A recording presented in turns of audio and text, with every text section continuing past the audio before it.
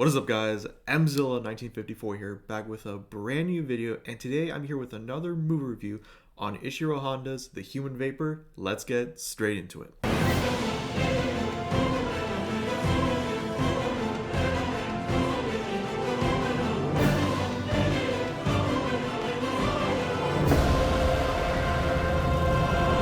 Human Vapor is a 1960s Toho classic directed by Ishiro Honda about a librarian that has the ability to turn into a gaseous substance after a failed science experiment, and then goes on to rob banks to fund his dancer girlfriend's career, but killing those who interfere. This movie is one of those movies that I think is one of Honda's most underrated films. Besides his work on giant monster films like Godzilla, Mothra, Rodan, all of his giant monster classics. But when you go to Ishiro Honda's filmography of human characters like Battle in Outer Space, the H-Man, Matango, and this movie, I consider the Human Vapor one of Honda's most underrated human character stories. The writer of the film, Takashi Kimura, was way influenced more of the Invisible Man than Phantom of the Opera. The Phantom of the Opera stuff being like the Human Vapor's girlfriend, the dancer of the No Theater, and funding his girlfriend's career and everything by robbing banks. That stuff all being towards the Phantom of the Opera. But to me, I kind of see this as the type of movie where you cram the Invisible Man and Phantom of the Opera together, you get the Human Vapor. I came in this movie very blinded. I've always been fascinated with Ishiro Honda's love for sci-fi in his sci-fi films, and I consider him one of my favorite directors in the sci-fi world. And I think the Human Vapor is one of those that really impressed me. I've seen his movie The H-Man, didn't like it, but this movie is a way more improvement. The actor that played on The Human Vapor, Yoshia Tsuchiya, gives an incredible performance, and Tsuchiya is well known to be a Akira Kurosawa regular, and also a regular to the whole Showa era of Godzilla films. And I think The Human Vapor is one of his pretty great performances. He is a main character. I've never seen Tsuchiya as a main character in any film, not even Kurosawa films. He's more a supporting actor in those films.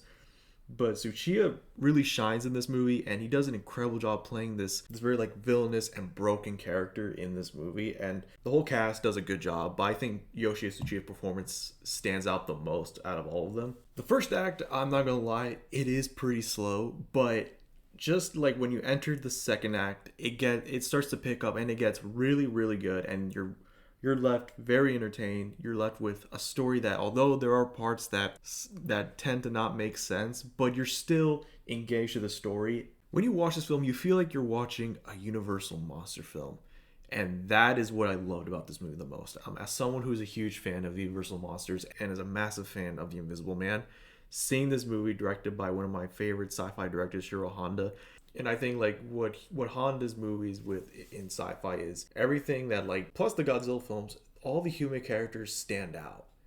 Even when there's Godzilla movies directed by Honda, the characters still stand out. The most important human characters to me in the Showa era of Godzilla is probably Invasion of Astro Monster, and going back to the Human Vapor, I feel like the characters here are the same thing. They stand out the most. Yoshia Tsuchiya, like I said, gives a phenomenal performance and is the one that pretty much is the spotlight of the entire film.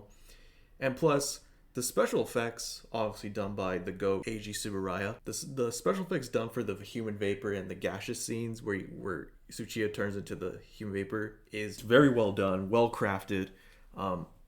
Production design is spot on. There are some pretty much the set designs and everything are very familiar. Some of them were used for past other Godzilla films like Ghidorah the Three-Headed Monster, Dogora. But at the end, I'm not gonna say too much, but the end of the movie is what really stood out to me the most. And it was what really stood out to me was I was like, I love this movie.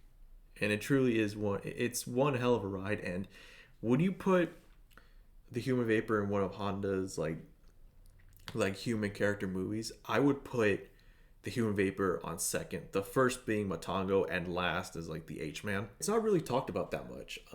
It's pretty much really the most. It's one of Ishiro Honda's hidden gems of his movies. But I highly recommend it.